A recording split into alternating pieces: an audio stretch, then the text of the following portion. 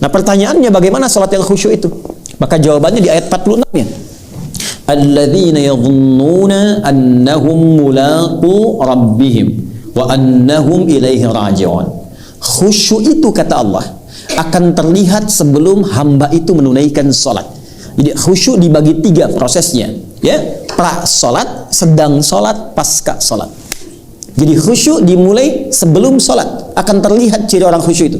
Bagaimana cirinya? Alladzina yadhunnuna annahum mulaqu rabbihim. Orang khusyuk itu saat akan salat, dia sudah bersiap-siap merasakan akan menghadap kepada Rabbnya. Rabb itu tingkat tertinggi yang memberikan segala dalam berkehidupan. Kebutuhan, perhatian, perawatan, salah dimaafkan, dosa diampuni. Anda punya pimpinan, hierarkinya tertinggi. Ketika akan menghadap pimpinan, tampilannya beda kan? Anda dipanggil presiden, menghadap ke istana, apakah akan menggunakan pakaian biasa? Tidak. Pasti akan dandan kan? Rapi kan? Makanya orang khusyuk itu, kata Al-Quran, akan menghadap Allah, sudah merasakan yang tertinggi yang memberikan segalanya untuk saya. Maka dia siapkan, dari penampilannya pun beda. Quran surah ke-7 Al-A'raf ayat 31. Ya bani Adam khudhu zinatakum 'inda kulli masjid. Hai anak cucu Adam, kalau sudah tiba panggilan dari masjid, Allahu Akbar, kenakan pakaian terbaiknya. Orang khusyuk itu dari pakaiannya kelihatan. Dia siapkan yang paling baik. Tidak harus mewah, yang paling baik, yang paling layak, yang paling nyaman. Dia siapkan wangian untuk laki-laki. Ya, dia usahakan mendapatkan yang maksimal. Dari mulai berpakaian sudah kelihatan. Yang kedua, wa annahum ilaihi raji'un. Yang kedua, dia rasakan sebelum memulai salat. Salat itu boleh jadi menjadi yang terakhir dia tunaikan dalam hidupnya. Jadi kalau pengen khusyuk, tips yang kedua, rasakan saat akan sholat. Boleh jadi ini adalah sholat yang terakhir yang akan ditunaikan. Makanya Nabi sebelum sholat sering mengatakan, Sallu sholatan muwadda. Kata Nabi, sholatlah kalian sekarang seperti sholat perpisahan. Bapak Asep ada di sini? Asep ada? Kalau ada saya ganti ya. Nah, ini pasti nggak ada nih. Cepi ada? Hah? Ada? Nggak ada ya? Baik. Pak Cepi dipanggil Allah, apa artinya? Tinggal kan? Makanya ujungnya wa annahum ilaihi raji'un, ujung 46. Wa annahum ilaihi raji'un. Baik, azan itu artinya apa? Panggilan. Panggilan dari siapa? Allah. Berarti kita semua dipanggil siapa? Nah, tahu kapan kita akan kembali? Tidak. Boleh jadi dalam sholat itu kita pulang. Tidak ada yang paling indah kepulangan itu kecuali dalam ketaatan. Dan yang paling indah bukankah saat sujud? Masya Allah, sujud, tiba-tiba ya ayat Tuhan nafsul mutmainnah, hilang. Mau begitu? Nanti asar ya, sebentar lagi kan sekarang belum. Sabar ya Bu. Udah, tenang dulu, pelan-pelan dulu ya. Jadi yang pertama rasakan. Ini sholat yang akan mengantarkan pada kepulangan, sehingga mengondisikan jiwa kita untuk pasrah kepada Allah. Nah kemudian setelah itu apa yang dilakukan? Takbir. Perhatikan baik-baik, saya masuk ke pokoknya. Takbir. Wa rafa'a yadayhi khadwa mankibaihi. Hadis riwayat Muslim hadis 397 dari Abu Hurairah, sahabat pelakunya Khalad bin Rafi' Az-Zuraiki, diajarkan oleh Nabi, angkat tanganmu sejajar dengan bahumu. Ada yang begini. Nanti di riwayat lain di Ibnu Majah ada yang begini, sejajar dengan daun telinga. Tapi semuanya begini. Artinya apa? Ketika Anda mulai bertakbir menghadap ke arah kiblat, buang semua urusan dunia ke belakang, pasrahkan diri pada Allah. Itu rahasianya. Jadi kalau ingin khusyuk, dunia jangan dibawa. Kalau sedang takbir tuh angkat, buang semua urusan dia ke belakang, jangan dibawa. Problemnya sekarang, orang sholat, dia bertakbir, tapi dunianya masih ikut. Lisannya Allahu Akbar, tapi di kepalanya motor Hu Akbar, mobil Hu Akbar. Yang sekarang paling dahsyat, status Hu Akbar. Ya, sehingga teringat terus. Ada yang tega membatalkan hubungannya dengan Allah hanya untuk meneruskan hubungan dengan makhluk. Allahu Akbar, tang ting tung ting tang ting tung. Halo? Terus ketika dia berdoa nuntutnya luar biasa, ya Allah, tolong kabulkan. Angkat, buang ke belakang. Nah, di fase ini hadis Abu Daud, ini Nabi yang menyampaikan. Ingat ya, saya runtutkan betul. Ketika Anda belum sholat, itu sudah akan terasa pengen khusyuk. Tapi ketika sudah mulai bertakbir, kata Nabi, fayaqulu syaitanu, maka setan akan datang membisikkan. Namanya khanzab. Uzkur kada, ingat ini, ingat itu. Anda sekhusyuk apapun, kalau sebelum sholat itu kuat, tapi setelah bertakbir bisa muncul di kepala itu. Nah, itu setan mulai bekerja. Hatta, hadisnya teruskan, hatta la yash'ura al-musalli kam raka'atan yusalli, sampai ada orang sholat lupa berapa rakaat sedang menunaikan sholatnya. Itu hadis. Itu hadis. Ya. Kalau nggak percaya, nanti sholat asar ketika Anda takbir, bahkan kalimat itu akan diulang. Akan ada yang membisikkan di telinga Anda, itu setan. Itu setan itu yang membisikkan itu.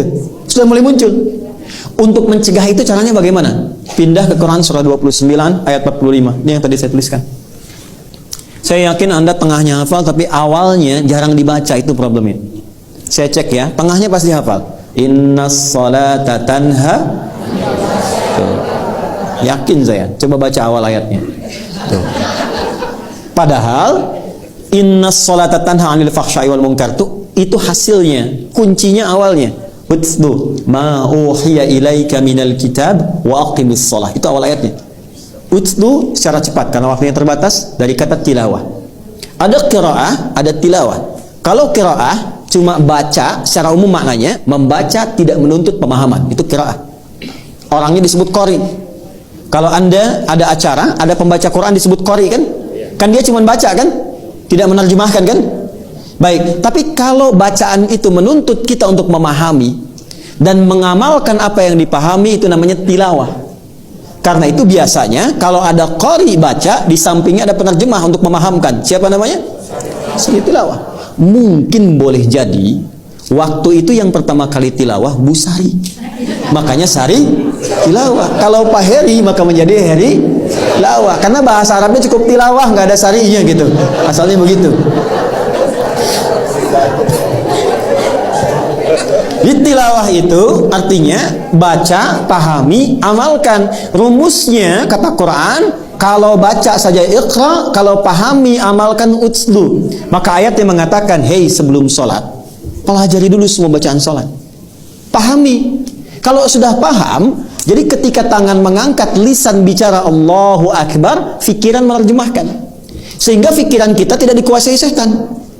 Allahu Akbar, fikiran menerjemahkan Allah Maha Besar, hati meresapi, ya Allah, aku sekarang mengikrarkan Engkau Maha Besar, tapi bahkan sebelum sholat aku merasa besar dari orang lain, sombong dari kawan, angkuh dari pasangan, merasa yang paling terhormat lebih daripada orang lain. Aku bertaubat ya Allah. Maka Anda katakan, Allahumma ba'id baini wa baina khataayaya kama ba'adta bainal masyriqi wal maghrib. Ya kecilnya itu pengakuan, ya Allah, aku mengakui selama ini aku banyak salahnya, tapi aku memahami Engkau banyak rahmatnya.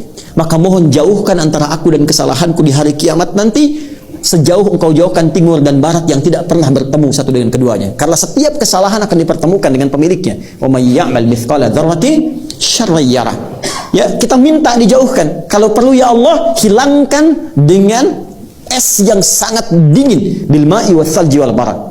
Atau kita katakan wajjahtu wajhiya lilladzi fataras samawati wal arda hanifan musliman wa ma ana minal musyrikin. Inna salati wa nusuki wa mahyaya lillahi rabbil la syarika lahu wa bidzalika umirtu wa ana minal muslimin. Itu dalam sekali.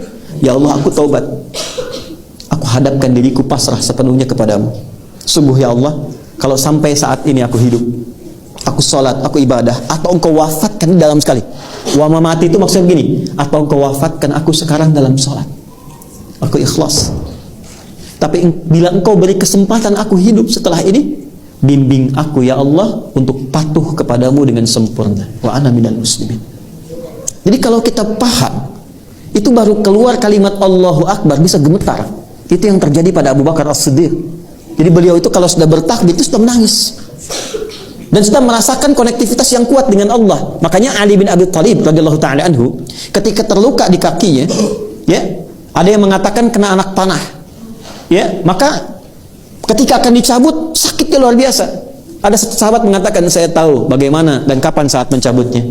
Maka ketika sholat dicabut anak panah itu dan tidak berubah ekspresi beliau, diam, seakan-akan tidak ada apa-apa. Biasanya kalau level imannya sudah tinggi luar biasa, itu sampai bahasa hatinya pun terkoneksikan dengan arasy yang sangat tinggi. Kisah nyata dari orang-orang soleh. Dulu masih banyak buku-buku tentang orang-orang soleh. Bapak Ibu sekalian, ada seorang alim, solehnya luar biasa, abid. Jadi al-alim ulama saja, abid itu rajin ibadah. Dia malam-malam keluar untuk berperjalanan. Tiba-tiba kemalaman, singgah dia di tepi hutan, istirahat. Malam dia bangkit salat. Ketika sedang akan menunaikan salat, mulai bertakbir Allahu Akbar, datanglah harimau yang sudah siap menerkam gitu.